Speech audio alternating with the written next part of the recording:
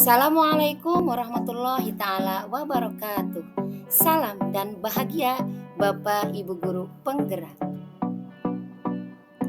Saya Devi Asria SPD, calon guru penggerak angkatan 10 Kabupaten Tasikmalaya, kelas 10132 Jawa Barat.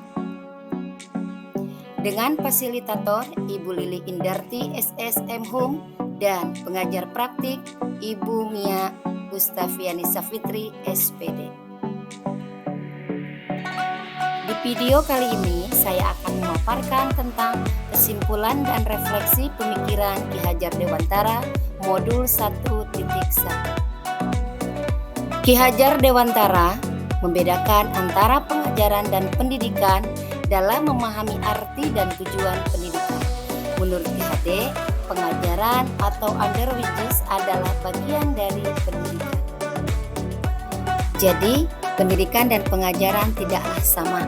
Pengajaran adalah proses pendidikan dalam memberi ilmu untuk kecakapan hidup anak secara lahir dan batin.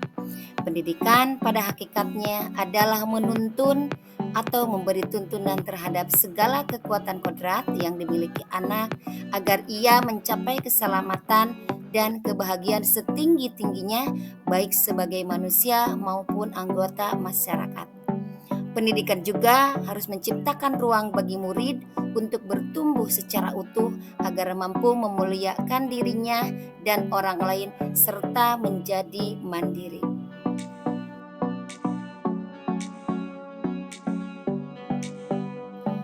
Sebelum mempelajari modul 1.1, pembelajaran yang saya lakukan yang pertama hanya mentransfer materi pembelajaran. Yang kedua, ketuntasan dalam penyampaian materi lebih penting daripada memahami karakteristik murid. Dan yang ketiga, hanya melihat nilai dari aspek kognitif saja dan mengabaikan nilai dari aspek afektif dan psikomotor. Yang keempat, jika nilai murid sudah mencapai KKM, dianggap pembelajaran sudah selesai. Dan yang kelima, pembelajaran berpusat pada guru atau teacher center, di mana murid tidak diberikan kesempatan untuk berpikir atau mengeluarkan ide atau gagasan.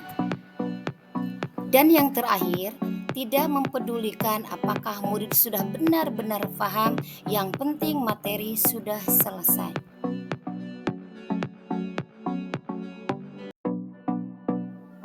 Namun, setelah saya mempelajari modul 1.1 tentang pemikiran KHD, saya menyadari apa yang saya pikirkan dan saya lakukan selama ini kurang tepat.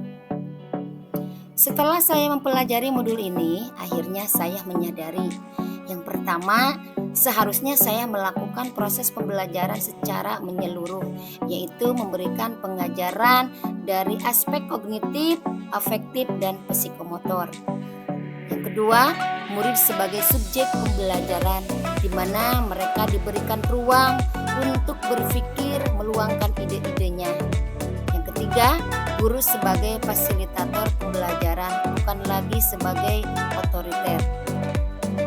Yang keempat, guru harus ikhlas penuh kesabaran dengan segala ketulusan hati.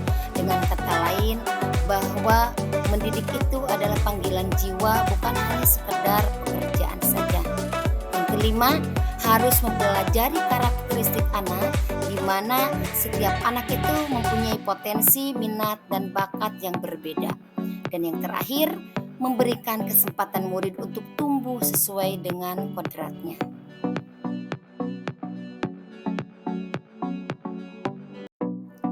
Yang dapat saya segera terapkan dalam pembelajaran di kelas antara lain, yang pertama, merancang pembelajaran yang interaktif dan menyenangkan dengan melibatkan semua murid sesuai metode student center, di mana semua murid itu diberikan kesempatan yang sama. Selanjutnya, menerapkan pembelajaran ABA 21, yaitu berpikir, kritis, kreatif, komunikasi, dan kolaborasi. Yang ketiga, pembelajaran tidak lagi menuntut, tetapi menuntun. Dan yang keempat, mengenali karakter dan latar belakang murid dengan menjalin komunikasi yang baik. Demikian pemaparan dari saya. Semoga video ini bermanfaat dan menginspirasi ibu bapak pejuang pendidikan. Salam dan bahagia Bapak Ibu hebat. Assalamualaikum warahmatullahi wabarakatuh.